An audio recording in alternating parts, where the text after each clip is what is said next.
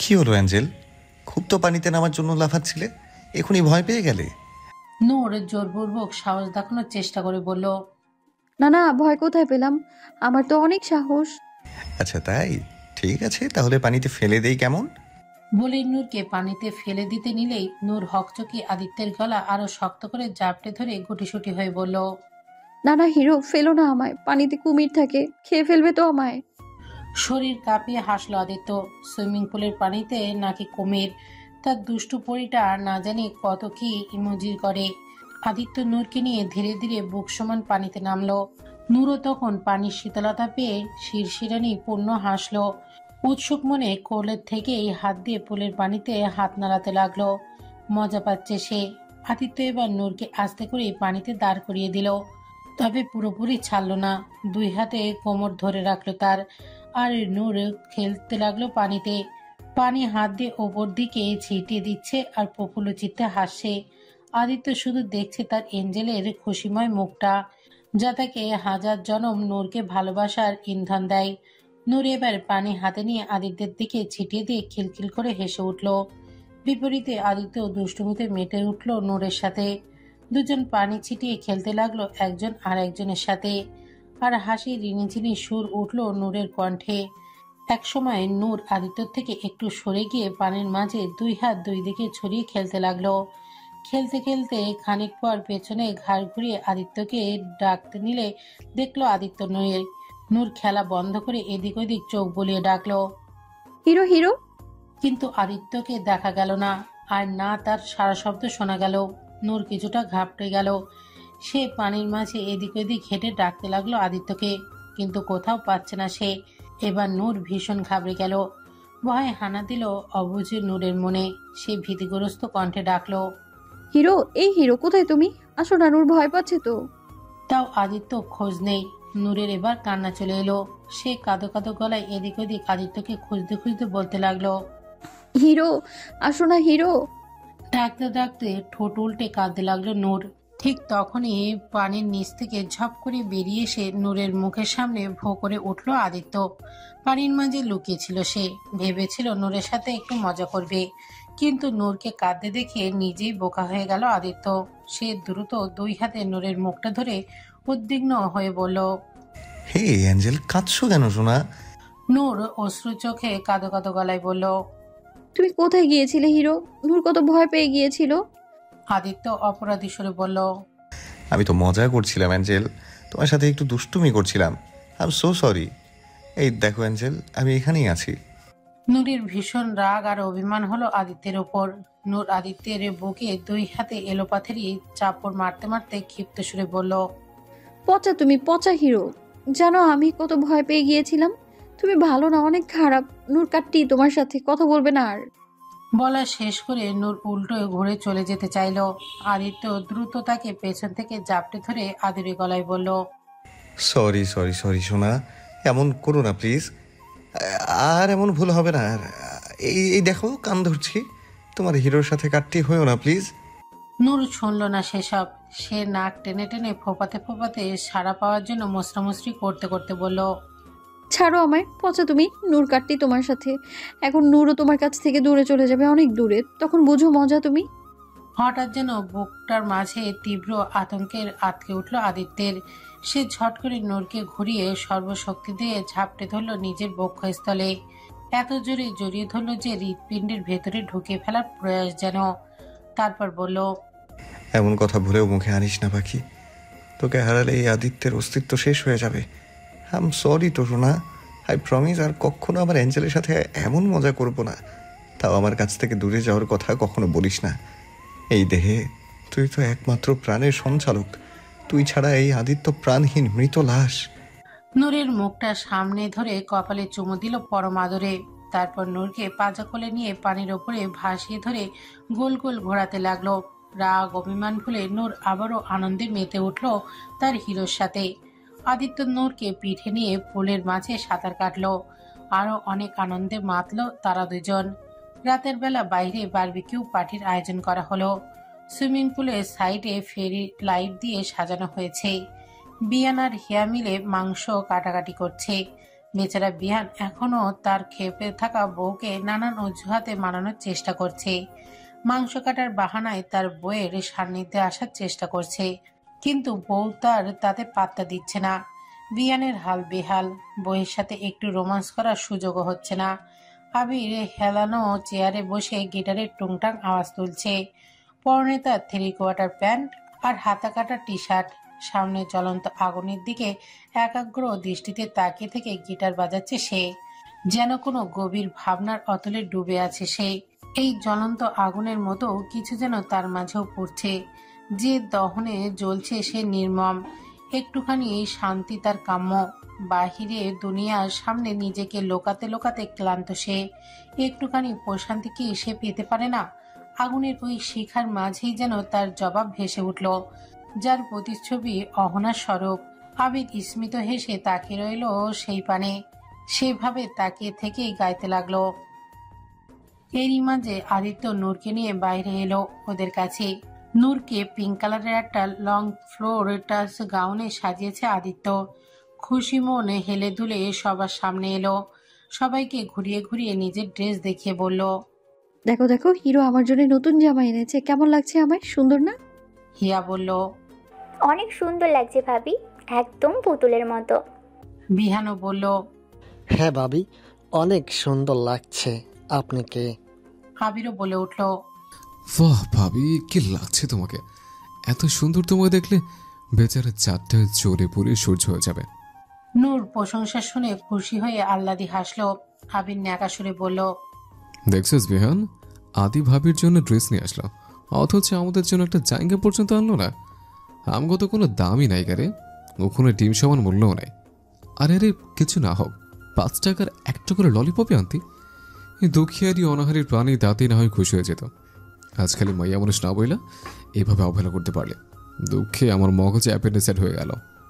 বিহান বলল, দুঃখে তোর কত কিছুই হইয়া যায়, কবে হুন্নু দুঃখে ও পোয়াতি হইয়া গেছে গা।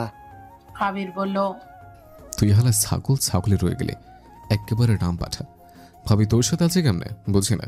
আরে মানুষ কখনো দুঃখে পতি হয় নাকি? পতি হয় সুখে। হাসলো সবাই আবিরের কথায়, কিন্তু বেচারা নূর কিছু বুঝতে না পেরে জিজ্ঞাসা দৃষ্টিতে তাকিয়ে বলল, পোয়াতি? পোয়াতি আবার কি? কোনো খাওয়ার জিনিস বুঝি? আমিও খাবো, তাহলে আমাকে পোয়াতি বানিয়ে দাও। আদিত্য বেচারার কাছে উঠে গেল। সবার সামনে বেচারা অস্বস্তিকর পরিস্থিতিতে পড়ে গেল। আবির এই সুযোগে দুষ্টুমি করে বলল, আরে কেন দিবে না, অবশ্যই বানিয়ে দিবে। তোমাকে একমাত্র আদি পদি বানিয়ে দিতে পারবে।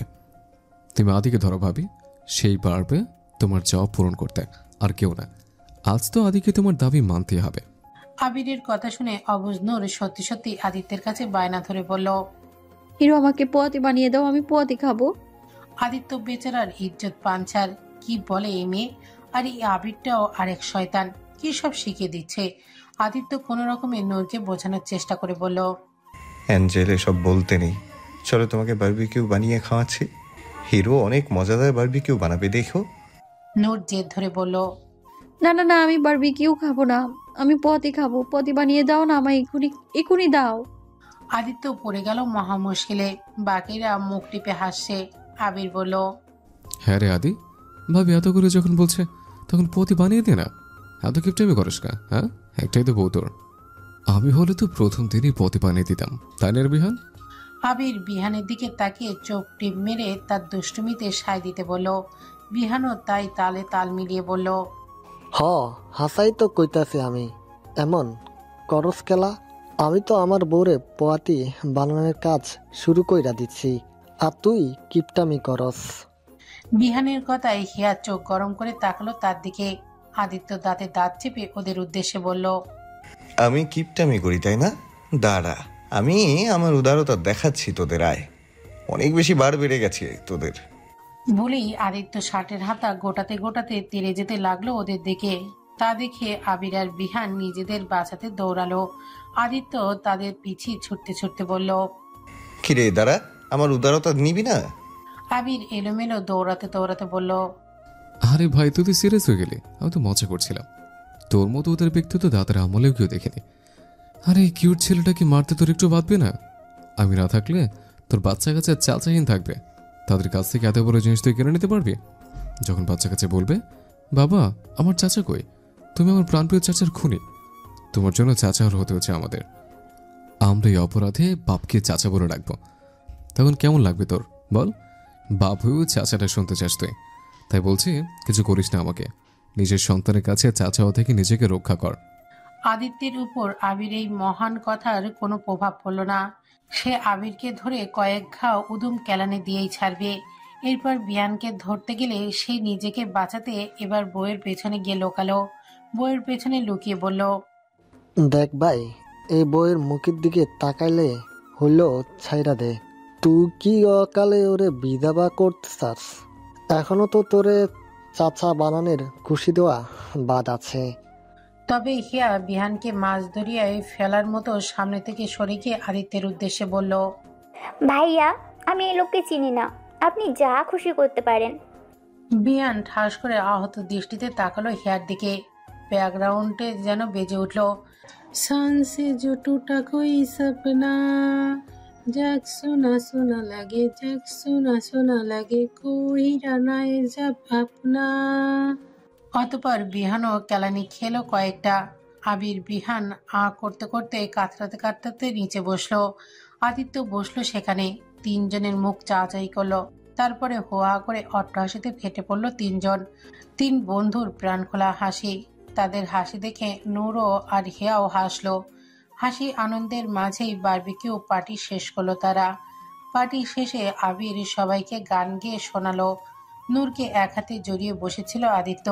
গান শুনতে শুনতে নূর একসময় ঘুমিয়ে মাথা হেলে পড়ে আদিত্যের বুকে। তা দেখে আদিত্য নূরকে কোলে নিয়ে ভেতরে চলে গেল। রুমে এসে বিছানায় শুয়ে দিল তাকে।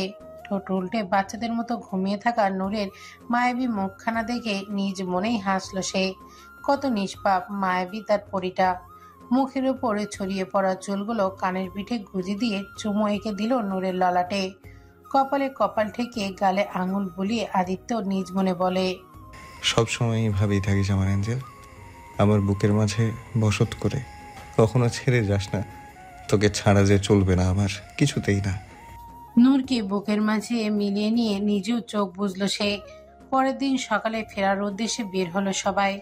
গাড়ির কাছে সবাই এসে জড়ো হলে আদিত্য বিহানের উদ্দেশ্যে বলল, কিরে তুই কোথায় যাচ্ছিস? বিহান ভ্রু কুঁচকে বলল, কই যাইতাছি মানে? বাসায় ফিরা যাইতাছি। আর কই?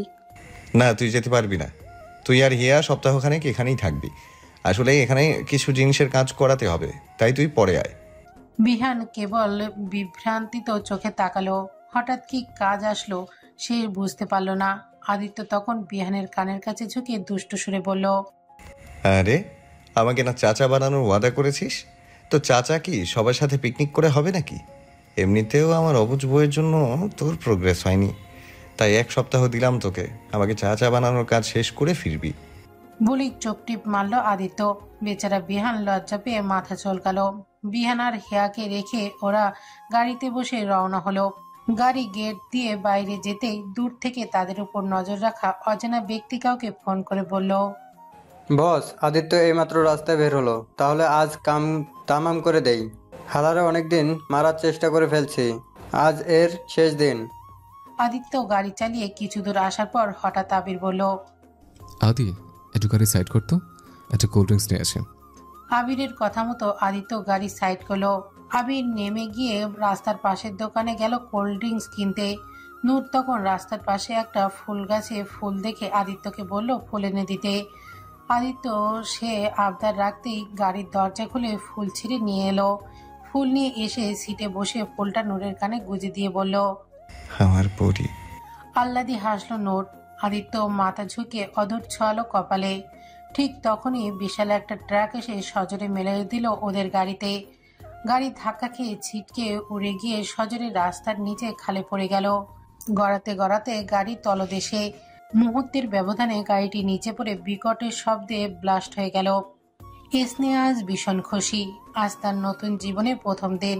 রোগীর সেবা করার মতো মহৎ কাজে নিয়োজিত হতে পেরে এই খুশি তার। ঢাকার বড় একটা হসপিটালে নার্সের চাকরি হয়েছে তার। আজই জয়েন করবে। তাই সকাল সকালে উঠে রেডি হয়ে গেছে স্নেহা। রুমের বাইরে আসলেই বাবাকে দেখতে পেল সে। সবাই বসে পত্রিকা পড়ছিলেন তিনি। মেয়েকে দেখে তিনি মুচকি হেসে বললেন, কিরে মা, রেডি হয়ে গেছিস? তৈরি তো নতুন উদ্যোগের জন্য? স্নেহা সগর্বে হেসে বলল, হ্যাঁ বাবা, একদম ready steady go type ready. আমার তো এক্সাইটমেন্টে ঘুমিয়ে আসেনি সারা রাত। কাল সকাল হবে আর কখন আমি নতুন কাজে জয়েন করতে পারবো সেই উৎসাহে ঘুম আসেনি। আচ্ছা, এখন নাস্তা করে নে, তারপর আমি তোকে পৌঁছে দিয়ে আসবো। আচ্ছা বাবা।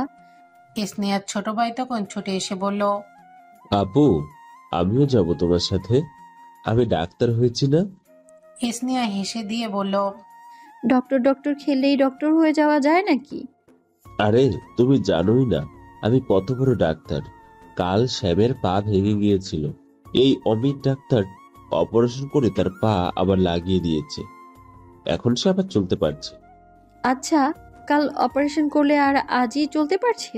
বাহ, তো এই সৌভাগ্যবান রোগী শ্যামটা কে শুনি? কেন, আমার রোবট শ্যাম। ওর পা কাল খুলে গিয়েছিল, আমি অপারেশন করে পা লাগিয়ে দিয়েছি। স্নেহা হাসলো অমিতের বাচ্চামো কথায়। স্নেহার মা জাকিয়া তখন ডাকলো সবাইকে নাস্তা টেবিলে। সবাই খেতে বসলো। জাকিয়া স্নেহার জন্য আজ টার্কি মাছ ভর্তা করেছে। স্নেহার খুব পছন্দ।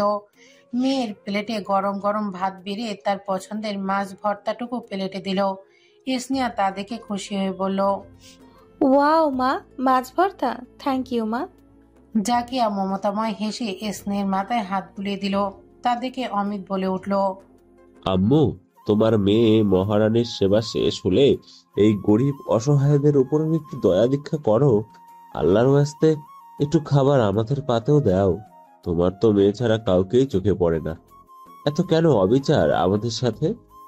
স্নেহা হেসে দিয়ে অমিতের মাথায় আলতো চাপড় মেরে বলল, কিরে, এত হিংসে কেন তোর? মা আমাকে না হয় একটু বেশিই ভালোবাসে, তাই বলে হিংসে করবি? একটু কি যে বলো আপু, আমার তো মাঝে মাঝে মনে হয় আমরা বোধহয় এই বাড়িতে আশ্রিতা, আর তুমি হলে মহারানী, আমাদের থাকতে দিচ্ছ। এটাই আমাদের 14 গোষ্ঠীর সৌভাগ্য টাইপ অবস্থা। জাকিয়া হালকা ধমকে সুরে বলল, এই, আমি খাবার সময় এত কথা বলতে নেই বলেছি না? চুপচাপ খাবার খেয়ে নে, তোর স্কুলের সময় হয়ে গেছে। মেয়েটা আজ নতুন কাজে যাচ্ছে, ওকে বিরক্ত করিস না তো, খেতে দে ওকে। অমিত বলল, নাও ঠেলা, এখন কথাও বলতে পারবো না বান্দা, মানবতা আজ কোথায়? স্নেহা হাসলো। সে জানে তার মা তাকে আসলে একটু বেশি ভালোবাসে, সব সময় চোখে চোখে রাখে। একা একা কোথাও যেতে নিলে তার চিন্তা শেষ থাকে না। আজও কত চিন্তা করছে সে। নতুন জায়গায় তার মেয়ে যাবে, এই নিয়ে চিন্তায় ভাঁজ পড়ে আছে তার কপালে। খাওয়া দাওয়া শেষে স্নেহার বাবার সাথে হসপিটালের উদ্দেশ্যে বেরোতে নিলে জাকিয়া চিন্তার আধার ঘেরা মুখে স্নেহার বাবার উদ্দেশ্যে বলল, সাবধানে নিয়ে যেও ওকে, আর দিয়েই চলে আসবে না। ভেতরে গিয়ে ওর কাজকর্ম শুরু না করা পর্যন্ত তুমি থাকবে। স্নেহা মুচকি হেসে 2 হাতে মাকে জড়িয়ে ধরে বলল, আরে আমার লক্ষ্মী মা, এত চিন্তা করো না, কিছু হবে না আমার। তুমি শুধু দোয়া করে দাও তোমার মেয়েকে, তাহলেই হবে। স্নেহা যাই বলুক, তাতে মায়ের চিন্তাগ্রস্ত চেহারায় যেন প্রভাব পড়ে না। তবু জোরপূর্বক হেসে মেয়েকে বিদায় দিলেন তিনি। স্নেহা হাসপাতালে এসে কাজে জয়েন করেছে মিনিট 30 হলো। এরই মাঝে সে তার সহকর্মীদের সাথেও পরিচয় হয়ে নিয়েছে। তারা তাকে হসপিটালটা ঘুরিয়ে ঘুরিয়ে দেখাচ্ছে। আজ প্রথম দিন বলে তার তেমন কাজ নেই, শুধু হসপিটালের নিয়মকানুন আর রোগীদের ওয়ার্ড কেবিনগুলো ভালোভাবে বুঝে নিচ্ছে, যাতে কাজে সুবিধা হয় তার। তাই সবগুলো ওয়ার্ড কেবিন ঘুরে ঘুরে দেখছে সে, আর রোগীদের সাথেও কথাবার্তা বলছে সে। কার কি অসুখ তা জানার চেষ্টা করছে। এইভাবে ঘুরে দেখতে দেখতে হঠাৎ একটা কেবিনের সামনে এসে থেমে যায় সে। কেবিনটা দেখে কেমন যেন অন্য সব কেবিনের চেয়ে ভিন্ন মনে হচ্ছে। এই হসপিটালে যতগুলো কেবিন দেখেছে সেগুলোর থেকে কেমন ভিন্ন এটা। স্নেহার একটু কৌতূহল জাগলো ভেতরে কি আছে তা দেখার জন্য, কোনো রোগী আছে কিনা তা জানতে। স্নেহা আস্তে করে দরজার হাতল ধরে ধীরে ধীরে দরজা ঠেলে ভেতরের দেখার চেষ্টা করলো। ভেতরে নজর যেতেই কিছুটা চমকে উঠল সে। কেবিনের ভেতরে ফ্লোরে একটা লোককে মাথা নুয়ে বসে থাকতে দেখতে পেল সে। লম্বা এলোমেলো জটলা পাকানো চুলে ঢেকে আছে তার মুখ। পরনে হসপিটালের রোগীর পোশাক, হাঁটুর মাঝে মাথা ঠেকিয়ে বসে আছে সে। স্নেহা বুঝতে পারলো লোকটা এই হসপিটালের কোনো রোগী। বাকিদের মতো তার সাথেও কথা বলতে এগিয়ে গেল স্নেহা। মৃদু কদম বাড়িয়ে লোকটির সামনে এসে দাঁড়ালো সে। আস্তে করে ডাকলো, এই যে শুনছেন, কি হয়েছে আপনার? লোকটির কোনো প্রতিক্রিয়া দেখা গেল না। স্নেহা এবার লোকটির সামনে হাঁটু ভেঙে বসলো। লোকটির কাঁধে আলতো করে হাত রেখে ডাকলো আবার, শুনুন, বলুন কি সমস্যা আপনার? লোকটি এবার মাথা তুলে তাকালো। স্নেহার হৃদস্পন্দন কেমন কেঁপে উঠল হঠাৎই। লোকটার ওই রক্তিম লাল চোখের নজর চোখে পড়তেই তার বুকের মাঝে অকারণে কেমন ধুক করে উঠল। চুলের মতো লোকটার দাড়ি মুছো বড় হয়ে এলোমেলো জটলা পাকিয়ে মুখ ঢেকে আছে। শুধু রক্তিময় চোখ দুটোই দেখা যাচ্ছে তার, যে চোখের চাহনি তীব্র ঘাতক। লোকটা স্নেহার দিকে তাকিয়ে কেমন স্থির দৃষ্টিতে তাকিয়ে রইল। তারপর ধীরে ধীরে তার চোখে মুখে অদ্ভুত খুশি ছেয়ে গেল, কেমন যেন আচমকা অনাকাঙ্ক্ষিত কোনো মহামূল্যবান কোনো খুশি দেখতে পেল সে, যার অপেক্ষায় তার হাজার জনম ধরেছিল। লোকটি কেমন অস্বাভাবিক ভঙ্গিতে হেসে দুই হাতে স্নেহার মুখটা ধরল। ঘাবড়ে গেল স্নেহা অনেকটা। লোকটা পাগলের মতো অস্বাভাবিক সুরে বলতে লাগলো, নূর, মাই অ্যাঞ্জেল, তুমি এসে গেছো? কোথায় চলে গিয়েছিলে তুমি? তোমার হিরোকে ছেড়ে কেন চলে গিয়েছিলে তুমি? আমার অ্যাঞ্জেল এসে গেছে, এসে গেছে আমার অ্যাঞ্জেল। বলতে বলতে আচমকা লোকটি স্নেহার সারা মুখে পাগলের মতো চুমু খেতে লাগলো। তারপর জাপটে ধরলো বুকের মাঝে শক্ত করে, আর পাগলের মতো হেসে বলতে লাগলো, আমার অ্যাঞ্জেল এসে গেছে, এসে গেছে আমার অ্যাঞ্জেল। স্নেহা যেন থমকে গেল হঠাৎই। স্তম্ভিত হয়ে গেল সে। এমন কিছুর জন্য সে মোটেও প্রস্তুত ছিল না, কিন্তু সে বুঝতে পারলো লোকটা হয়তো মানসিক রোগী, তাই এমন বিহেভ করছে। স্নেহা তাই লোকটিকে সামলাতে শান্ত সুরে বলল, দেখুন, আপনি ভুল বুঝছেন। আমি আপনার এঞ্জেল না, আমি স্নেহা, এই হসপিটালের নতুন নার্স। স্নেহার কথা শুনে লোকটি তাকে এনে ধরল। হঠাৎ যেন লোকটির মুখমণ্ডলে সহসাই পরিবর্তন ঘটল। হিংস্রই ফুটল তার চোখ মুখ। চোখ দুটো আরো ভয়ঙ্কর লাভায় ছেয়ে গেল। দেখতে দেখতে হিংস্রতা ছেয়ে গেল তার সর্বত্র। আর হঠাৎই সে গলা চেপে ধরল স্নেহার। আটকে উঠল স্নেহা। ভয় পেয়ে গেল ভীষণ।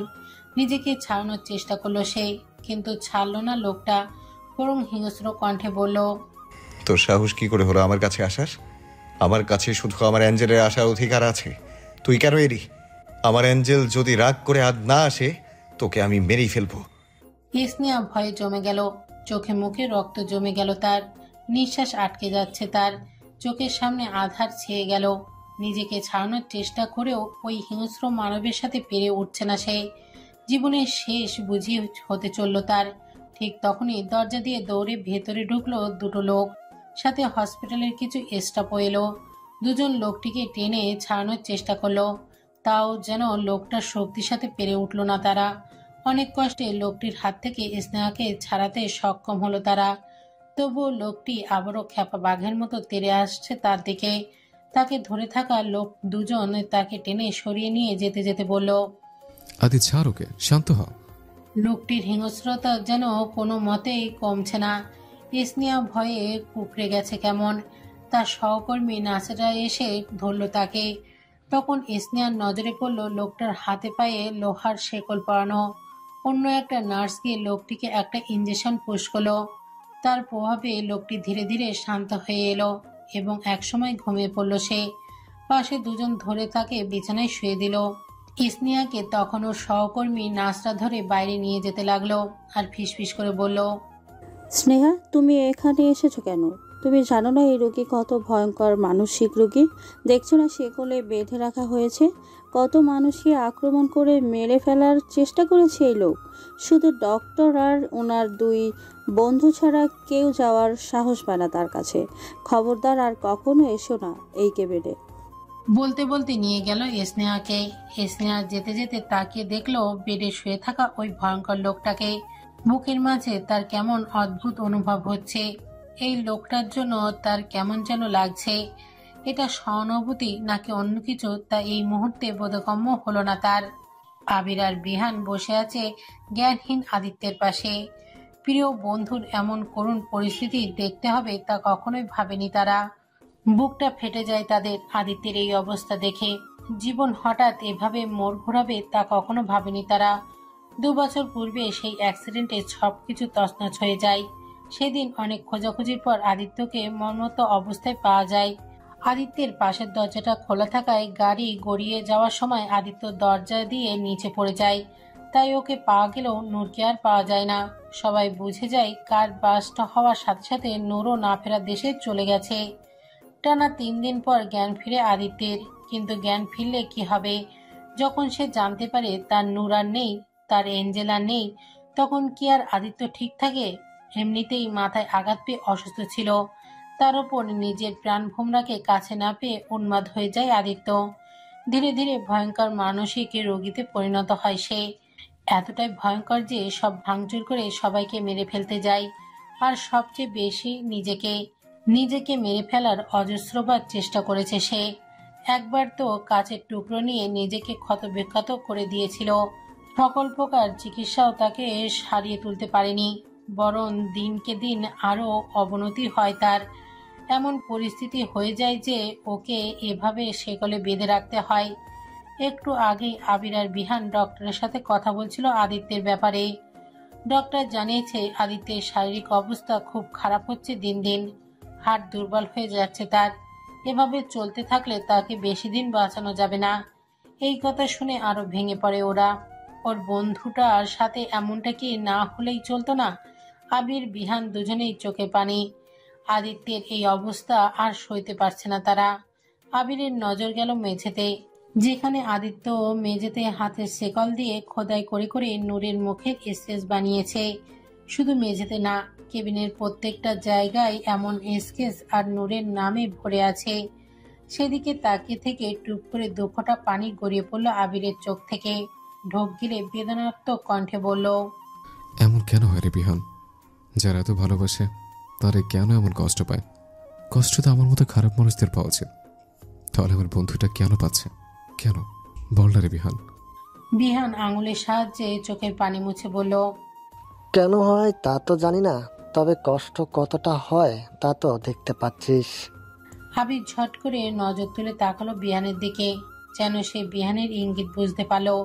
আবির হঠাৎ উঠে বাইরে বেরিয়ে গেল। বাইরে এসে অতি দ্রুত পকেট থেকে ফোন বের করে তড়িঘড়ি করে কাউকে ফোন দিল। ওপাশ থেকে ফোন রিসিভ হতেই অস্থির কণ্ঠে আবির বলল, আন্নি, আমি তোকে হারাতে চাই না আন্নি। তুই তোর বাবা ঠিক করে বিয়েটা করিস না। ভালোবাসা হারালে অনেক কষ্ট হয় আন্নি, আমি কষ্ট পেতে চাই না। আহানার চোখে পানি, তবে প্রাপ্তির অশ্রু। সেই অশ্রু সজলে চোখে হেসে বলল, এত দেরি করলেন কেন এটা বলতে? অনেক অপেক্ষা করিয়েছেন আমাকে। যাক, অবশেষে বলেছেন তো। আচ্ছা, আদি ভাইয়ার কি অবস্থা এখন? ভালো না আন্নি, একদম ভালো না। আমার বন্ধুটা বোধহয় বাঁচবে না। এভাবে কি কেউ বাঁচতে পারে? ভেঙে পড়েন না, আল্লাহর উপর ভরসা রাখুন। তিনি নিশ্চয়ই কোনো না কোনো উপায় দেখিয়ে দেবেন। দেখালেই ভালো, নাহলে শুধু চেয়েছে আদির শেষ নিঃশ্বাস ত্যাগ করে দেখা ছাড়া আর কোনো উপায় থাকবে না। হসপিটালের ডিউটি শেষ করে বাইরে আসতেই স্নেহার সামনে সারপ্রাইজলি হাজির হলো পাবেল। প্রশস্ত অমায়িক হাসি তার মুখে। স্নেহার সামনে প্রকট হয়েই তার হাসিটা আরো বিস্তর করে বলল, হে টুনটুনি। স্নেহা একটু হকচকানো হাসি টেনে বলল, আরে তুমি কখন এলে? এই তো মিনিট 5 হবে। তো ভেতরে আসোনি কেন? তোর জন্য অপেক্ষা করছিলাম সারপ্রাইজ দিব বলে। টুনটুনির নতুন জীবনের দিন আমি আসবো না তা কি হয়? তা কেমন গেল তোর প্রথম দিন? পাবেলের প্রশ্নে হঠাৎ ওই পাগল লোকটার কথা মনে পড়ে গেল স্নেহার। হঠাৎই কেমন অন্যমনস্ক হয়ে গেল সে। তা দেখে পাবেল বলল, কিরে, কি ভাবছিস টুনটুনি? স্নেহা মাথা নেড়ে বলল, না কিছু না, সব ভালোই ছিল। আচ্ছা চল বাড়ি যাওয়া যাক। পাবেল স্নেহার হাত ধরে সামনে এগোলো। কিছুটা দূরেই পাবেলের বাইক দাঁড় করানো, সেদিকে নিয়ে যাচ্ছে সে। পাবেল স্নেহার ছোটকালের বন্ধু, শুধু বন্ধু না, 2 পরিবার তাদের বিয়ের কথাও সেই অনেক আগেই পাকা করে রেখেছে। এখন শুধু শুভ দিনের অপেক্ষায় তাদের। পাবেল স্নেহার হাত ধরে নিয়ে এসে তার বাইকের পেছনে বসালো। স্নেহার হাতে হেলমেট ধরিয়ে দিয়ে সে নিজেও উঠে বসলো সামনে। নিজে হেলমেটটা লাগিয়ে স্টার্ট দিয়ে জিজ্ঞেস করলো, বাড়ি যাওয়ার আগে কোথাও যাবি নাকি? তোর প্রথম দিনের ট্রিট নিতে পারিস চাইলে, আজকে ফ্রি অফার আছে, মিস করলে কিন্তু পাবি না। স্নেহা স্মিত সৌজন্যমূলক হেসে বলল, না থাক, আজ আর কোথাও যাব না, চলো বাসায় যাই। ভেবে বলছিস তো? গরম গরম শিক কাবাব কিন্তু মিস করলি। সমস্যা নেই, অন্য কোনো দিন যাব। ঠিক আছে, তুই যা বলিস। বাইক স্টার্ট দিল পাভেল। সামনে কিছু দূর এগোতেই হঠাৎ একটা কুকুর সামনে আসায় আচমকা জোরে ব্রেক কষে বাইক থামালো পাভেল, যার দরুন স্নেহা ব্যালেন্স রাখতে না পেরে পেছন থেকে উঁচু হয়ে গিয়ে হুমড়ি খেয়ে পড়লো পাভেলের কাঁধের উপর। আচমকা এমন হওয়ায় একটু অপ্রস্তুত হয়ে পড়লো স্নেহা। পাভেল অপরাধী সুরে বলল, সরি সরি, তোর লাগেনি তো? আসলে হঠাৎ কুকুরটা সামনে আসায় ব্রেক করতে হয়েছে। স্নেহা নিজেকে ঠিক করতে করতে বলল, ইটস ওকে, ঠিক আছি আমি। পাভেল আবারও স্টার্ট দিল বাইক। স্নেহা হঠাৎ আবারও ওই লোকটার কথা মনে পড়ে গেল। তখনকার ওই লোকটা ওইভাবে তাকে জড়িয়ে ধরার কথা মনে পড়ে গেল। কেমন যেন অদ্ভুত একটা অনুভূতি হচ্ছে তার। পাভেল তার ছোটবেলার বন্ধু, প্রেমিক, আবার এখন হববর। তবুও তার কাছে গিয়ে কেমন অস্বস্তিতে পড়ে সে। অথচ তখন ওই অপরিচিত লোকটা যখন ওকে ওইভাবে জড়িয়ে ধরল, তখন কেন যেন তার কোনো রকম অস্বস্তির অনুভব হয়নি, বরং লোকটার বুকে মাথা রেখে তার হৃদস্পন্দন কেমন অজানা এক ক্রিয়ায় উৎপাদন হচ্ছিল। সেটা কি ছিল জানে না স্নেহা, তবে খুবই প্রভাবময় ছিল সেই ক্রিয়া। লোকটার হৃৎপিণ্ডের আর্তনাদে যেন স্নেহা অনুভব করতে পারছিল। বুকের কোনো কোণে মৃদু কম্পন ঘটছিল তার, চিনচিন ব্যথার সূচনা ঘটছিল যেন। এমনটা কেন হচ্ছিল তার সাথে, তার উত্তর জানা নেই স্নেহার। কিন্তু কেন যেন ঘুরে ফিরে তার খেয়ালই মন থেকে যাচ্ছে না। বাসায় আসার পরও তার সেই সব খেয়ালই আসছিল বারবার। রাতে ঘুমাতে নিলেও ওই খেয়াল তাকে স্বস্তি দিচ্ছিল না। মন জানতে চাইছিল কে ওই লোক, কেন তার এই অবস্থা, কি হয়েছিল তার সাথে। সকালে ঘুম থেকে চোখ মেলে তাকাতেই পাভেলের একাগ্র দৃষ্টির সাক্ষী হলো স্নেহা। তার মাথার পাশে বালিশের কোনোয় ভর দিয়ে হাতে গাল ঠেকে মুগ্ধর অবলোক নয়নে তাকিয়ে আছে সে স্নেহার দিকে। স্নেহা একটু হকচকে উঠে বসে গায়ের ওড়না ঠিক করতে করতে বলল, আরে তুমি এখন? পাভেল একই দৃষ্টিতে তাকিয়ে স্নেহার মুখের ওপর এলোমেলো পড়ে থাকা চুলগুলো আঙুলের আলতো স্পর্শে কানের পিঠে গুজে দিতে বলল, হ্যাঁ, আমি ছাড়া আর কে আসতে পারে? আমি ছাড়া অন্য কারোর তোর কাছে আসার অনুমতি নেই। আমি তা দিব না কখনো, তুই শুধু আমার। স্নেহা স্মিত হাসি টেনে বলল, এত সকালে যে কোনো কাজ ছিল না? হ্যাঁ, কাজ তো ছিল। তোর এই ঘুমন্ত মায়াবী মুখখানা দেখার চেয়ে বড় কাজ কিছু আছে পৃথিবীতে? এটাই তো সবচেয়ে বড় কাজ। আর তো মাত্র কটা দিন, তারপর আর আমাকে এত মেহনত করে এসে দেখতে হবে না। রোজ সকালে তোর এই মায়াবী মুখখানার দর্শন পাবো, তাও নিজের বাহুডোরের মাঝ থেকে। স্নেহা একটু লজ্জা পেয়ে মাথা নুয়ে বলল, আমি ফ্রেশ হয়ে আসছি। বলেই উঠে দ্রুত ওয়াশরুমের দিকে এগিয়ে গেল সে। পেছন থেকে পাভেল হাসতে হাসতে বলল, যা যা, শুধু এই কয়টা দিনই একা যাচ্ছিস, এরপর তো দুজনে একসাথেই যাব। একটু পর স্নেহা ফ্রেশ হয়ে বাইরে এলো, কিন্তু লিভিং রুমে সোফায় দুজন অপরিচিত লোককে বসে থাকতে দেখতে পেল সে। ভালো করে খেয়াল করতেই তার মনে পড়ল, লোক দুটো কালকে সেই দুজন যারা সেই পাগল লোকটাকে ধরে সরিয়ে দিয়েছিল। লোকটার বন্ধু নাকি ওনারা, কিন্তু ওনারা এখানে কি করছে তা বুঝতে পারল না সে।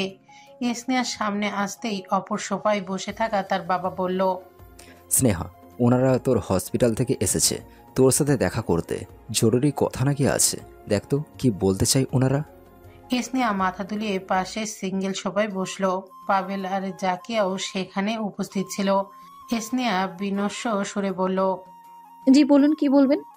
সামনে বসা আবির আর বিহান একজন আরেকজনের মুখ চাওয়াচাওয়ি করে প্রথম আবিরই বলা শুরু করলো, মিস স্নেহা, আসলে আপনার কাছে আমরা একটা সাহায্যের আশে এসেছি।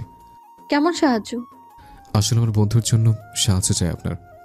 কাল তো আপনি দেখেছেন অসুস্থ বন্ধুকে, ওর নাম সাদমান শাহরিয়ার আদিত্য। এক নামে তাকে সবাই চেনে। আমার বন্ধু সবসময় এমন ছিল না। 2 বছর পূর্বে এক অ্যাক্সিডেন্টে সে এমন হয়ে যায়। আসলে অ্যাক্সিডেন্ট আদিত্য ওর প্রাণপ্রিয় স্ত্রী নূরকে হারিয়ে ফেলে, আর এই শোকে আমার বন্ধুর এই অবস্থা হয়েছে। নূরকে সে নিজের জীবনের চেয়ে বেশি ভালোবাসত। তার চলে যাওয়া মেনে নিতে পারেনিও, মানসিকভাবে ভীষণ অসুস্থ হয়ে পড়েও, এতটাই যে ওকে নিয়ন্ত্রণ করা কারোর জন্যই সম্ভব হয় না। ধীরে ধীরে ওর অসুস্থতার মাত্রা আরও বাড়তে থাকে। মানসিকভাবে প্রচণ্ড হিংস্র আর ক্ষিপ্ত হয়ে যাচ্ছে। অন্য মানুষের সাথে সাথে নিজেকে নিজে আক্রমণ করে আহত করে ফেলেছে। কতবার নিজেকে মেরে ফেলার চেষ্টা করেছে তার হিসেব নেই। নিজেই নিজের জানের দুশ্মন হয়ে যায়। শেষমেশ অবস্থা এমন হয়ে যায় যে ওকে সে কোলে বেঁধে রাখতে হয়। এখন তো শারীরিক অবস্থা আরও অবনতির পথে। ডক্টর জানিয়েছে ওর স্বাস্থ্যের সাথে সাথে হার্ট দিন দিন দুর্বল হয়ে পড়ছে। এভাবে চলতে থাকলে বেশি দিন ওকে বাঁচানো যাবে না। লোকটার সম্বন্ধে সবকিছু শুনে অজান্তেই বুকের মাঝে কেমন হো হো করে উঠল স্নেহার। সে বলল, কিন্তু এতে আমি কিভাবে সাহায্য করতে পারবো আপনাদের? আসলে আমরা আদিত্যর সর্বোচ্চ ট্রিটমেন্ট করানোর চেষ্টা করেছি। দেশের বাইরে নিয়ে গিয়ে বেস্ট সাইকোলজিস্ট দেখিয়েছে, কোনো কিছুতেই কোনো সফল পাইনি। কিন্তু কাল এতদিন পর একটা অদ্ভুত জিনিস দেখেছি আমরা, যা দেখে আমাদের মনে ছোট্ট ক্ষীণ একটু আশা জেগেছে। আদির উপর নজর রাখার জন্য ওর কেবিনে সিসি ক্যামেরা লাগানো হয়েছে। কাল যখন ওইভাবে আপনার উপর আক্রমণ করে, তারপর আমরা ফুটেজ দেখছিলাম যে আদি কি করছিল। সেটা দেখতে গিয়ে আমরা খেয়াল করি আদি এই প্রথম কোনো মেয়েকে নূর মনে করেছে। নূর মনে করে খুশি হচ্ছিল। তখন আপনার ভুল না ভাঙালে হয়তো ও বুঝতে পারতো না, আর না আপনাকে অ্যাটাক করতো। এই পর্যায়ে পাবেল হঠাৎ তেজি গলায় বলে উঠল, 1 মিনিট, অ্যাটাক করেছিল মানে? টুনটুনি, তোর ওপর কেউ অ্যাটাক করেছিল আর তুই এটা বলিসনি আমাকে? স্নেহা পাবেলকে শান্ত করার উদ্দেশ্যে বলল, আরে এটা ওইরকম অ্যাটাক না, আসলে আমারই ভুল ছিল, আমি জানতাম না উনি মানসিক রোগী। স্নেহা সবাইকে তখনকার ঘটনাটা খুলে বলল। মেয়ের কথা শুনে যাকে আতঙ্কিত মুখ করে বলল, কি বলিস? এত বড় বিষয় হয়েছে আর তুই আমাকে জানালি না? এই জন্যই বলেছিলাম এসব চাকরি ফাকরি করার দরকার নেই, কিন্তু কেউ শুনলে তো আমার কথা। স্নেহার বাবা সবাইকে আপাতত চুপ থাকতে বলে আবিদদের উদ্দেশ্যে বলল, আপনারা আসলে চাচ্ছেনটা কি সেটা বলেন। আসলে আমরা চাচ্ছি মিস স্নেহা যদি আদির ট্রিটমেন্টে আমাদের একটু সাহায্য করত, তাহলে আদিকে হয়তো সুস্থ করা যেতে পারত। যেহেতু একবার আদি ওনাকে নূর ভেবেছে, তাহলে এমন আবারও ভাবতে পারে। তাই মিস স্নেহা যদি নূর সেজে আদির সামনে যায়, তখন আদি শান্ত হয়ে যাবে, তাকে যা বলা যাবে তাই শুনবে সে। আমরা খুব সহজেই তার ট্রিটমেন্ট করাতে পারবো, এবং উপরওয়ালা সহায় হলে আদি হয়তো সুস্থ হয়ে যেতে পারে। এজন্য আমরা চাই মিস স্নেহা আদির সামনে নূর হয়ে যাক। প্লিজ আমাদের হেল্প করুন। আবিরের বক্তব্য শুনে স্নেহা বা অন্য কেউই কিছু বলার আগেই যাকে আতঙ্কিত সুরে বলল, কি বলছেন এসব? আপনারা পাগল হয়ে গেছেন? আপনারা একজন উন্মাদ পাগল যে কিনা মানুষ মেরে ফেলে, সেই মানুষের সামনে আপনারা আমার মেয়েকে যেতে বলছেন? কিছুতেই না। আমার মেয়ে এমন হিংস্র মানুষের সামনে নিজের ক্ষতি করতে যাবে না, কিছুতেই না। এই পর্যায়ে বিহান বলল, দেখেন, ভয় নাই, আমরা বর্ষা দিতেছি, ওনার কোনো ক্ষতি হইব না, আমরা সেই খেয়াল রাহুম। পাবেল বলে উঠল, সে যাই হোক, স্নেহা এমন কোনো কাজ একদমই করবে না। সে কারোর বউ হয়ে তার সামনে কিছুতেই যাবে না। আপনারা এখন যেতে পারেন। বিহান 2 হাত জোর করে করুণ সুরে বলল, দেখেন প্লিজ, আমাদের কথাটা বোঝার চেষ্টা করেন। ওনার হেল্প পাইলে আমাদের বন্ধুটারে বাঁচানোর নতুন আশা পামো, হয়তো ও ভালো হইবার পারবো। আপনারা যা চাইবেন, যেমনতে চাইবেন, সব মানবো আমরা। শুধু আঙ্গ একটু হেল্প করেন। আপনাদের সামনে হাত জোর কইরা কইতে আছি, প্লিজ রাজি হইয়া যান, মানা করেন না। একজন মানুষের জীবন বাঁচানোর মতো কাজে মানা করেন না। আপনার একটু সাহায্য ওর জীবন বাঁচাতে পারবো, না হলে মরে যাবে বেচারা। বিহানের কথার পরিপ্রেক্ষিতে পাভেল ক্ষুব্ধ স্বরে বলল, মরে গেলে যাক, তাকে বাঁচানোর দায় নিয়ে বসে রইনি আমরা। এমনিতেও এইভাবে মরে যাওয়াই ভালো। Let him die. পাবেলের এমন কটাক্ষ কথা শুনে রাগে মাথায় আগুন ধরে গেল আবিরের। সে ছট করে উঠে তেড়ে গিয়ে পাবেলের কলার চেপে ধরে চোখ মুখ অগ্নিরূপে ধারণ করে ক্ষিপ্ত স্বরে বলল, how dare you, you bloody! ভালোভাবে কথা বলছে বলে যা মুখে আসে তাই বলবি? শুধু আমার বন্ধুর জন্য সাহায্য দরকার বলে অসহায়, নাহলে তোর মতো রোড সাইড রোমিওকে রোডেই পুঁতে ফেলতে জাস্ট 1 সেকেন্ডের ব্যাপার আমার। তুই জানিস না তুই কার সম্বন্ধে কথা বলছিস। তার পরিচয় জানলে কলিজে হাতে চলে আসবে। শুধুমাত্র বন্ধুর ভালোর জন্য রিকোয়েস্ট করতে এসছে, নাহলে আমরা যদি পাওয়ার দেখাতে আসি, তাহলে শুধু আমি স্নেহা কেন, সাথে তুই নিজেও এসে আমার বন্ধুর নার্স হওয়ার জন্য পা ধরে কাঁদবি। আবিরের প্রতিক্রিয়ায় সবাই একটু ঘাবড়ে গেল। পাবেলও বিপরীতে ক্ষমতা প্রয়োগ করতে চাইল, কিন্তু আবিরের শক্তির সাথে পেরে উঠতে বেগ পেতে হচ্ছে তাকে। এই পর্যায়ে বিহান এগিয়ে এসে আবিরকে ছাড়িয়ে নিয়ে বলল, শান্ত হ আবির, এসবের সময় না। চল এখন এখান থেকে। দাগি চাউনি নিক্ষেপ করে আবির আর বিহান বেরিয়ে গেল বাসা থেকে। এত কিছুর মাঝেও স্নেহা নিশ্চুপ থেকে গেল। এই মুহূর্তে সে কি করবে আসলে বোধগম্য হলো না তার। সবাই তার যার যার মতামত বলল, কিন্তু স্নেহার মত কেউই শুনল না। সে কি চায় তা তো কেউই জানতে চাইল না। বাকি সবাই চলে গেল। স্নেহার বাবা খেয়াল করলো যাকে কেমন অন্যমনস্ক হয়ে দাঁড়িয়ে আছে। চোখে মুখে তার ভীষণ চিন্তা আর আতঙ্কের ছাপ। স্নেহার বাবা তার সামনে এগিয়ে গিয়ে বলল, কি হয়েছে, এত কি ভাবছো?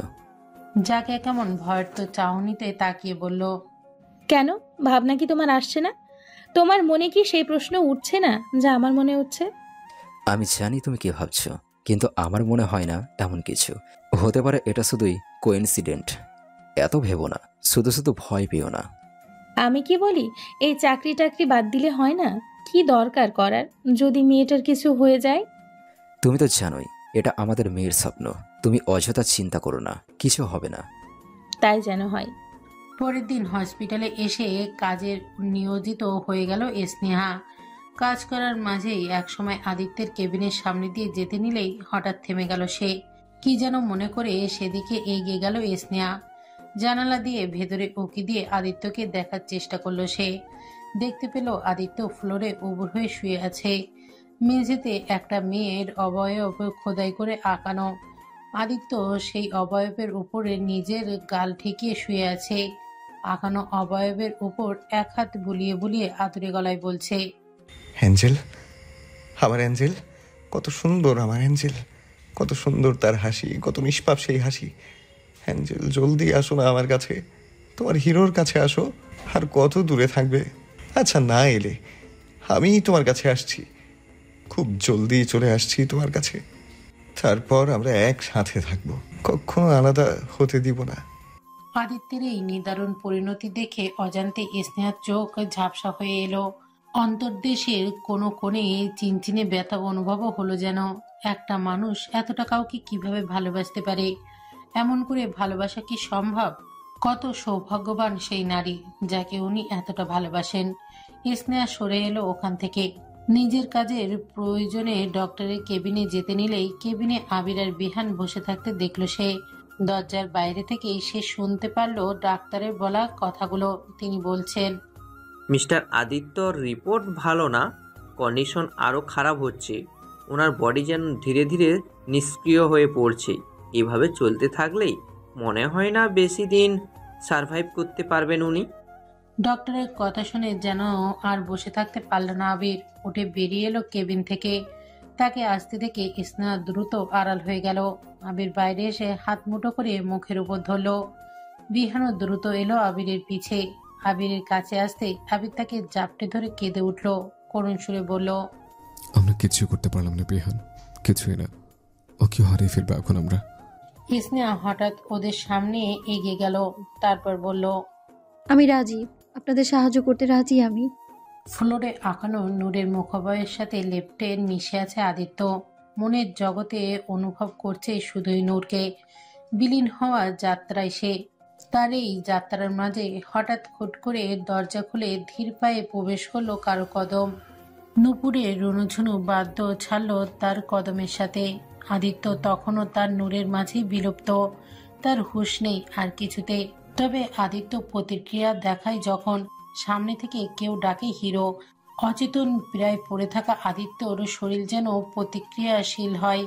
দুর্বল শরীরে মাথাটা ধীরে ধীরে তুলে সামনে তাকায় সে। তাকাতেই তার চোখে মুখে এক অসামান্য খুশির প্রভাব দেখা যায়। যেন হাজার লক্ষ জনম ধরে যার অপেক্ষায় তৃষ্ণার্ত ছিল মন, তাকেই যেন আজ সম্মুখে দেখতে পেল সে। চোখে মুখে সেই খুশির খেয়াল ধীরে ধীরে ছেয়ে গেল।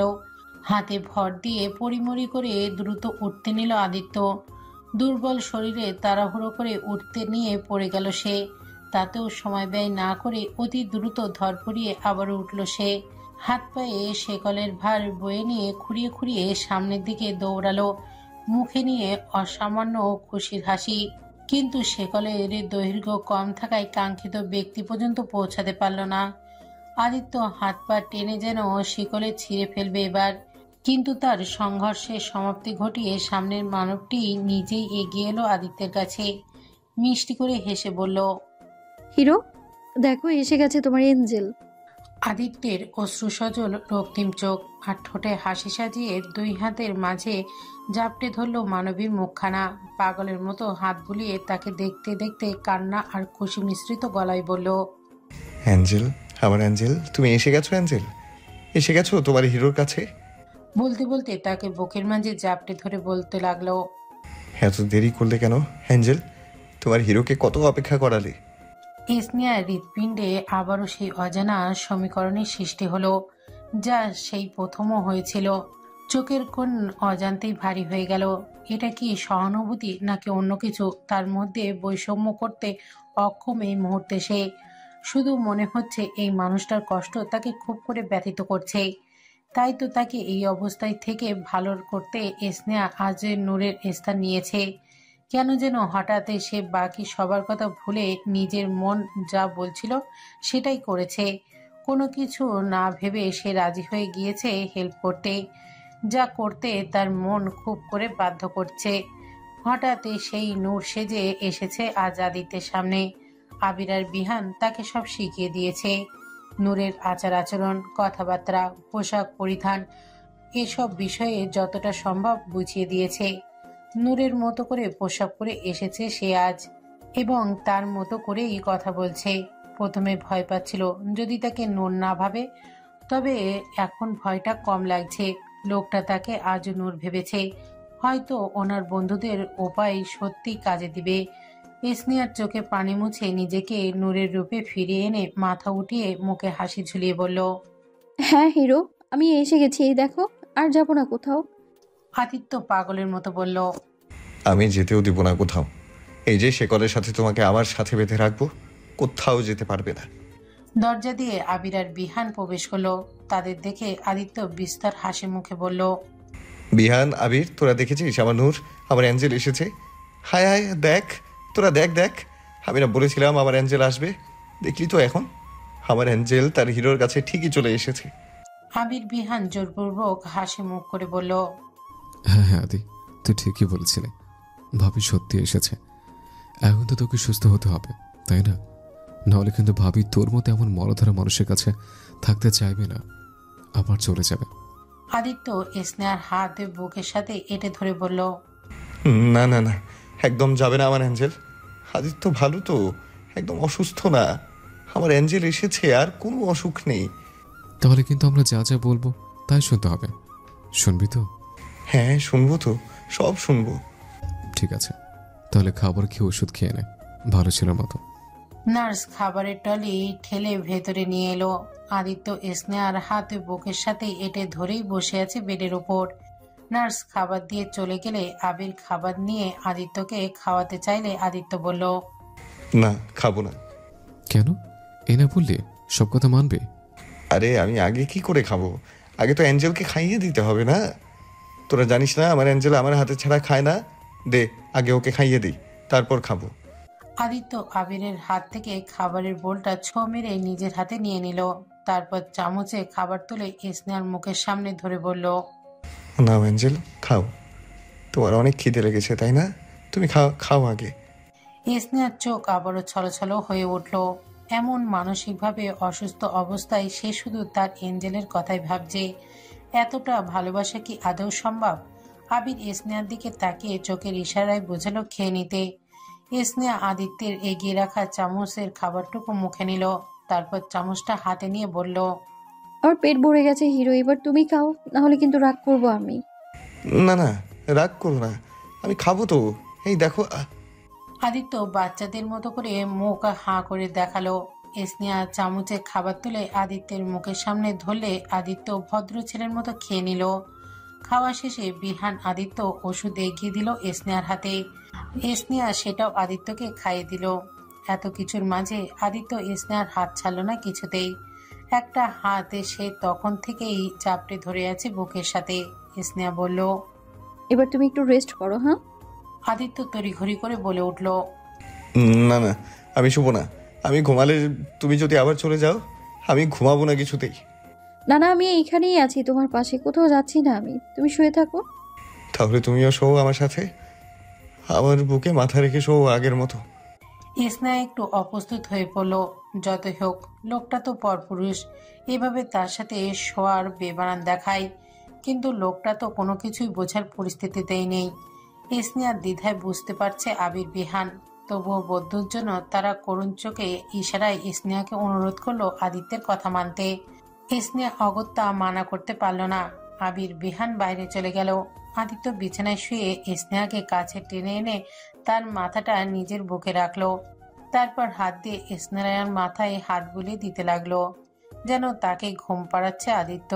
প্রথমে জড়তা আর অস্বস্তি কাজ করলেও আদিত্যের বুকে মাথা রাখলেই ধীরে ধীরে কেমন যেন অজানা এক প্রশান্তিতে ছেয়ে গেল তার মাঝে, যেন খুব চেনা এই প্রশান্তি।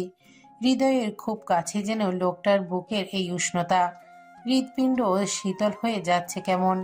নিজের অজান্তে স্নেহা কখন যেন নিজে থেকেই আদিত্যের বুকে আরো নরম হয়ে মিশে তা জানলই না। এত শান্তি অনুভব কেন হচ্ছে তার? মনে হচ্ছে এটাই বুঝি সবচেয়ে শান্তির জায়গা তার, যেখানে সে অনন্তকাল কাটিয়ে দিতে পারবে অনায়াসে। আদিত্যকে ঘুম পাড়ানোর উদ্দেশ্য থাকলেও কখন যে নিজেই প্রশান্তিতে চোখ বুজে ফেলেছে তা বুঝতেই পারল না স্নেহা। নেত্রপল্লব বুঝতেই চোখের কোণ বেয়ে উষ্ণ এক ফোঁটা জল টুপ করে পড়ল। প্রায় আধা ঘন্টা পর হঠাৎ সম্বিত ফিরল স্নেহার। নিজের অবস্থান দেখে ভীষণ অবাক হলো সে। এভাবে কিভাবে ঘুমিয়ে গিয়েছিল সে? মাথা তুলে দেখলো আদিত্য ঘুমিয়ে গেছে। কেমন অসামান্য মায়া এই মুখটাতে খুঁজে পেল সে। এই যে রোগাটে চোয়াল ভাঙা চুল দাড়ি ভর্তি মুখটা, এমন বেহাল মুখটাতেও যেন এক অদ্ভুত মায়া ঝলকাচ্ছে। স্নেহার চোখ যেন আটকে গেল তাতে। লোকটার মাঝে কি এমন আছে? কেন এত অজানা অনুভব ছড়াচ্ছে তাকে ঘিরে, যেন হৃদকম্পন করা অনুভব। এমনটা কেন হচ্ছে এই অপরিচিত একটা লোকের জন্য? এসব প্রশ্নের কোনো উত্তর আপাতত জানা নেই স্নেহার। অগত্যা ফোঁস করে শ্বাস ছেড়ে আস্তে করে আদিত্যের হাতের বন্ধন থেকে নিজেকে ছাড়িয়ে উঠে বসলো স্নেহা। আদিত্যের ওষুধের সাথে ঘুমের ওষুধ দেয়া আছে। সে জানে আদিত্য আজ আর উঠবে না, তাই বিছানা থেকে নেমে বাইরের দিকে এগিয়ে এলো সে। যেতে যেতে ঘাড় ফিরিয়ে তাকিয়ে আর একবার দেখলো আদিত্যকে, তারপর বেরিয়ে গেল। কিন্তু দরজার বাইরে আসতেই থতমত খেয়ে গেল স্নেহা, কারণ বাইরে পাবেল চোখ মুখ শক্ত করে দাঁড়িয়ে আছে। বুঝতে পারলো সে সব দেখেছে। পাবেল চল শক্ত করে আঙুল তুলে স্নেহার উদ্দেশ্যে কিছু বলতেই যাবে, তার আগে স্নেহা বলে উঠল, এটা হসপিটাল, সিন ক্রিয়েট করা দরকার নেই, বাসায় গিয়ে যা বলার বলো। পাবেল দাঁত কিরমির করে স্নেহার হাত খপ করে ধরে টান দিয়ে নিজের সাথে নিয়ে গেল। বাড়িতে এসে পাবেল স্নেহার হাত ধরে এক প্রকার ছুঁড়ে মারল সামনে। স্নেহা পড়তে পড়তে বাঁচল প্রায়। এসব দেখে স্নেহার মা বাবা চিন্তিত ভঙ্গিতে এগিয়ে এলো। উদ্বেগ প্রকাশ করে জাকিয়া বলল, কি হয়েছে, এমন করছো কেন? পাবেল চোয়াল শক্ত করে বলল, তা আপনার মেয়েকে জিজ্ঞেস করেন, আপনার মেয়ে অনেক ইন্ডিপেন্ডেন্ট হয়ে গেছে, কারোর মতামতের ধার ধারে না সে।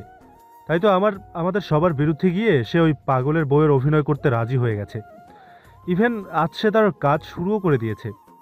আমি না গেলে হয়তো আজ তিনি বাসাতেই আসতেন না, ওখানে ওই পাগলের সেবা করতে থেকে যেতেন। জাকিয়া বিস্মিত কণ্ঠে মেয়ের উদ্দেশ্যে বলল, কি রে স্নেহা, পাভেল কি বলছে? তুই সত্যি ওই কাজে রাজি হয়ে গেছিস? স্নেহা মাথা দুলিয়ে সম্মতি স্বরূপ দেখালো। জাকিয়া বলল, কিন্তু কেন? তুই কি জানিস না ওই ভয়ঙ্কর লোকটার কাছাকাছি যাওয়া কতটা ক্ষতিকর হতে পারে তোর জন্য? সে একটা হিংস্র উন্মাদ পাগল, যে কোনো সময় যে কাউকে মেরে ফেলতে পারে সে। আর তুই জেনে শুনে এমন ব্যক্তির সামনাসামনি থাকতে চাস? স্নেহা মায়ের হাত ধরে শান্ত সুরে বলল, দেখো মা, আমি জানি তোমরা আমার জন্য চিন্তা করছো, কিন্তু বিশ্বাস করো আমার কিছুই হবে না। আর তাছাড়া আমি একজন নার্স, আর নার্সের কাজই রোগীর সেবা করা। সে যেমনই হোক না কেন, তাকে ভালো করার দায়িত্ব ডক্টরের সাথে সাথে একজন নার্সেরও থাকে। আর তোমরা আমাকে নিশ্চয়ই দায়িত্ব থেকে সরে আসতে শেখাওনি, তাই আমাকে আমার দায়িত্ব পালন করতে দাও। আমার উপর নিশ্চয়ই বিশ্বাস আছে তোমাদের। আমার উপর বিশ্বাস থাকলে তাহলে আর কোনো দ্বিমত করবে না। শুধু ভরসা রাখো তোমার মেয়ের উপর, সব ঠিক হবে। আমি এখন রুমে যাই, ফ্রেশ হবো আমি। তুমি খাবার বাড়ো কেমন, অনেক ক্ষুধা লেগেছে। বলেই স্নেহা নিজের রুমের দিকে চলে গেল। স্নেহা যাই বলুক, তাতে জাকিয়ার অশান্ত মন শান্ত হচ্ছে না। কোনো এক ভয় তার মন মস্তিষ্ক আতঙ্কিত হচ্ছে। অন্যদিকে স্নেহার কথাবার্তায় পাভেলও ভীষণ বিরক্ত হচ্ছে। সে মনে মনে পরিকল্পনা করছে জলদি তাকে কিছু করতে হবে, না হলে স্নেহা হাতছাড়া হয়ে যাবে। সে জানে কি করতে হবে তাকে। রাত তখন 1টা বাজতে চলেছে প্রায়। স্নেহার চোখে মাত্রই ঘুমের লেশ লেগেছিল, যদিও বিছানায় অনেক আগেই শুয়েছে সে, তবে কেন যেন ঘুম ধরছিল না। বারবার আদিত্যের খেয়াল আসছিল শুধু। তার বুকে মাথা রেখে ওই মুহূর্তটা স্নেহাকে প্রচুর ভাবান্তর করে দিচ্ছিল। এইসব ভাবতে ভাবতে অনেকটা সময় চলে যায়। যখন একটু ঘুমের দেখা পায় তখনই হঠাৎ ফোনটা বেজে ওঠে তার। ঘুম ভেঙে যায় স্নেহার। ফোন হাতে নিয়ে দেখে অপরিচিত নাম্বার। কপাল ভাঁজ করে ফোন রিসিভ করে ধরতেই ওপাশ থেকে আবির উদ্বেগ ভরা উত্তেজিত কণ্ঠ শোনা যায়। হ্যালো মিস স্নেহা, আমি আবির বলছি। আই এম সো সরি আপনাকে এত রাতে ডিস্টার্ব করেছে, বাট সিচুয়েশনে এমন হয়েছে যে আর কোনো উপায় ছিল না। হয়েছে এটা কি? আসলে আদি হঠাৎ ঘুম থেকে জেগে যায় আর আপনাকে পাশে না পেয়ে প্রচণ্ড ভায়োলেন্ট হয়ে গেছে। ওকে কিছুতেই কন্ট্রোল করা যাচ্ছে না। দেয়ালের সাথে মাথা ঢুকে রক্ত বের করে ফেলেছে আর চিল্লিয়ে চিল্লিয়ে শুধু তার অ্যাঞ্জেলকে ডাকছে। তাহলে মাথা ফাটে নিজেকে মেরে ফেলবে ও। প্লিজ স্নেহা, আপনি এখন একটু আসুন। জানি এভাবে এত রাতে আপনাকে এটা বলার শোভনীয় দেখায় না, কিন্তু আমরা হেল্পলেস। এখন আপনি একমাত্র পারবেন ওকে বাঁচাতে। প্লিজ আসুন। বিহান গাড়ি নিয়ে আপনার বাসার সামনে পৌঁছে গেছে, আপনি বের হলেই নিয়ে আসবেন। আদিত্যের অবস্থার কথা জেনে স্নেহা যেন বাকি কোনো কিছুরই আর খেয়াল থাকলো না। বুকের ভেতরটা অশান্ত হয়ে উঠল। সে দ্বিতীয় কোনো চিন্তা ছাড়াই বলে উঠল, আমি আসছি। ফোন কেটে তড়িঘড়ি করে বিছানা হাতড়ে শুধু গায়ের ওড়নাটা হাতে নিয়ে গায়ে জড়াতে জড়াতে দৌড়ে বাইরে বেরিয়ে গেল। গেটের বাইরে আসতে বিহানকে গাড়ি নিয়ে থাকতে দেখা গেল। স্নেহা গিয়ে গাড়িতে বসতেই গাড়ি স্টার্ট দিল বিহান। ফুল স্পিডে চালিয়ে স্নেহাকে নিয়ে আবির পৌঁছালো হসপিটালে। গাড়ি থামতেই স্নেহা দ্রুত নেমে পাগলের মতো দৌড়ে ছুটল ভেতরে। আদিত্যর কেবিনে পৌঁছতেই দেখলো আবির সহ আদিত্যকে 4-5 জন লোক ধরে রেখেও আয়ত্ত করতে পারছে না তাকে। খ্যাপা বাঘের মতো গর্জে যাচ্ছে সে। মাথা কপাল রক্তে ভিজে গেছে। তার এই অবস্থা দেখে যেন স্নেহার বুকের মাঝে মুচড়ে উঠল অজান্তেই। তার ব্যথায় যেন সেও ব্যথিত হচ্ছে। স্নেহা দ্রুত এগিয়ে গেল তার সামনে। স্নেহাকে দেখা মাত্রই আদিত্যের হাইপারনেস কমে এলো সহসাই। হিংস্র মুখটায় পরিবর্তন ঘটল তখনই। স্নেহা চোখের ইশারায় সবাইকে বলল আদিত্যকে ছেড়ে দিতে। সবাই ছেড়ে দিতেই আদিত্য তড়িৎ গতিতে 2 হাতে স্নেহার মুখটা ধরে খুশিময় হেসে করুণ স্বরে বলল, এসে গেছো অ্যাঞ্জেল? তুমি কোথায় চলে যাও বারবার? জানো না তোমাকে ছাড়া আমার ভালো লাগে না? তুমি না বলেছিলে আমার পাশেই থাকবে, তাহলে চলে গেলে কেন? সরি হিরো, ভুল হয়ে গেছে, আর যাব না। কিন্তু তুমি এই কি করছো? নিজেকে এভাবে আঘাত কেন করছো? এমন করলে কিন্তু আমি রাগ করবো, আর থাকবো না আমি তোমার কাছে। আদিত্য ভরাত্মক কণ্ঠে বলল, না না, রাগ করো না অ্যাঞ্জেল, আর করবো না, প্রমিস। শুধু তুমি যেও না আমাকে ছেড়ে। আচ্ছা যাব না, আসো বসো এখন। স্নেহা আদিত্যকে বেডে বসিয়ে ওর কপালে রক্ত মুছে ব্যান্ডেজ করে দিল। তারপরে একটা অ্যান্টিসেপটিক ইঞ্জেকশন পুশ করে দিল। আবির আর বিহান ছাড়া বাকি সবাই বাইরে গেল ততক্ষণে। আদিত্য স্নেহাকে এক হাতে পেঁচিয়ে জড়িয়ে ধরে বলল, আর যাবে না আমার কাছ থেকে? হ্যাঁ, এভাবেই থাকবে। কিন্তু আদিত্য কেন যেন অসুবিধা বোধ করছে। সে বিহানকে উদ্দেশ্য করে বলল, এই বিহান, আমার হাত পায়ের এসব খুলে দে না। আমি অ্যাঞ্জেলকে ভালোভাবে বুকে নিতে পারছি না, আর ও ব্যথা পাবে এগুলোতে। খুলে দে। এসব কেন পরিয়ে রেখেছিস আমাকে? আমি কি পাগল নাকি? এমন একটা সিরিয়াস ভারক্রান্ত সিচুয়েশনে হঠাৎ এমন কথায় হাসি পেল আবির আর বিহানের। আবির মজার সুরে বলল, না না, তুই কেন পাগল হবে? পাগল তো তোর খালা শাশুড়ি গোষ্ঠী। আর এগুলো লেটেস্ট ফ্যাশন আদি, স্পেশালি তোর জন্য জাস্টিন বিবারের কাছ থেকে ধার আনছে। সে যাই হোক, এগুলো খুলে দে। আবির বিহান একটু চিন্তায় পড়ে গেল। শেকল খুলে দিলে আবার কাউকে হাম না করে বসে। স্নেহা চোখের ইশারায় বোঝালো খুলে দিতে। আবির আর বিহানও অগত্যা তাকে শান্ত রাখতে শেকলগুলো খুলে দিল। স্নেহা খেয়াল করলো শেকল বেঁধে রাখায় আদিত্যের হাতে পায়ে কেমন কালো জখমের দাগ হয়ে গেছে। কতটা কষ্ট হয়েছে তার। আবারও যেন চোখ ভিজে উঠল তার। তবে আদিত্যের অগোচরে দ্রুত নিজেকে সামলে নিল সে। আদিত্য আবিরদের উদ্দেশ্যে বলল, কিরে তোরা দাঁড়িয়ে আছিস কেন? যা বাইরে যা। স্বামী স্ত্রীর মধ্যে কেউ দাঁড়িয়ে থাকে? আবির বিড়বিড় করে বলল। যাতে মাতাল তালে ঠিক। বলতে বলতে বেরিয়ে গেল ওরা। আদিত্য স্নেহাকে টেনে নিজের বুকের মাঝে নিয়ে বলল, হ্যাঁ, এখন এইভাবেই থাকো আমার বুকের মাঝে, কোথাও যাবে না। স্নেহা আবারও খুঁজে পেল সেই প্রসন্নতা। ওই উষ্ণতার মাঝে মিশে যেতে ইচ্ছে হচ্ছে তার খুব করে। এ কেমন অগ্রাসনে খিচে যাচ্ছে সে। উষ্ণ আলিঙ্গনের সান্নিধ্যে নিজেকে আরো নিবিড়ভাবে মিশে নেওয়ার চাহিদায় ঘুমের মাঝেই স্নেহা আদিত্যের বাহুবন্ধনে নিজেকে আরো বেশি করে নিল। যেন বুকের চাদরে মুড়িয়ে নেওয়া অদম্য চাওয়া। দুই হাতে জড়িয়ে উষ্ণ বুকটাতে বিড়াল ছানার মতো নাক মুখ ঘষে আরো লেপটে গেল তার সাথে। হঠাৎ হুঁশ এলো স্নেহার। পট করে চোখ খুলে তাকালো সে। নিজেকে আদিত্যের বাহুবন্ধনে এভাবে নিচ থেকে লেপটে থাকতে দেখে ঝট করে উঠতে চাইল সে। তবে আদিত্যের হাতের বন্ধনে আটকে গেল সে। সাবধানে হাতের বন্ধন থেকে নিজেকে ছাড়িয়ে উঠে বসলো স্নেহা। কেমন অদ্ভুত লজ্জা কাজ করতে লাগলো তার মাঝে। কিভাবে সে লোকটার সাথে এমনভাবে আলিঙ্গন করে শুয়েছিল ভাবতেই ভীষণ লজ্জা লাগছে তার। ঘড়িতে চোখ বুলিয়ে দেখলো সকাল 6টা বেজে গেছে। আদিত্য এখনো ঘুমে। তখন ঘুমের ইঞ্জেকশনও দেয়া হয়েছিল তাকে। এখন আর সময়ের আগে জাগবে না সে। স্নেহা ভাবলো এই সুযোগে বাসায় গিয়ে ঘুরে আসতে হবে। বাসায় নিশ্চয়ই ওকে না পেয়ে চিন্তা করবে। যদিও আসার পর সে মেসেজ পাঠিয়ে দিয়েছে যে ইমার্জেন্সি পড়ায় ওকে হসপিটাল আসতে হয়েছে। তবুও একটাবার বাসায় না গেলে ওর মা অযথাই চিন্তা করবে। তাই আদিত্যকে রেখে সে আপাতত বাড়ির উদ্দেশ্যে রওনা হলো। বাসায় পৌঁছতে পৌঁছতে প্রায় 7টা বেজে গেল। বাসায় এসে খানিকটা অবাক হলো স্নেহা। সে ভেবেছিল এইভাবে মাঝরাতে যাওয়ার জন্য নিশ্চয়ই বকা খেতে হবে মায়ের কাছে। কিন্তু এখন তো সব উল্টো দেখছে সে। আর কিছুটা অন্যরকমও। পুরো বাড়িতে কেমন যেন তোড়জোড় চলছে। সবাই কেমন নানান কাজে ব্যস্ত। মা রান্নার কাজে লেগে আছে। স্নেহা মায়ের কাছে গিয়ে জিজ্ঞেস করলো,